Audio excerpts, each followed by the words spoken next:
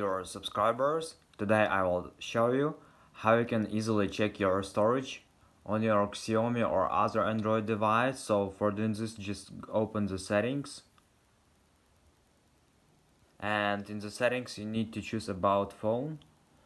So after you choose it, you will see here storage. So just tap on storage and just wait until it will analyze all of your memory. Here you can see that it successfully showed to us available memory, total memory. So here you can see all content that takes your memory. So first space, here you can see first space, apps and update, how much content you have of it, pictures and videos, audio, cached files, other files, and here you will see second space. So also here you can't remove or delete something, so here you can also check what data takes a lot of your memory. So but it also helps you to analyze what type of media you need to delete to get more free memory. So this is the way how you can do it. So thanks for watching, have a nice day,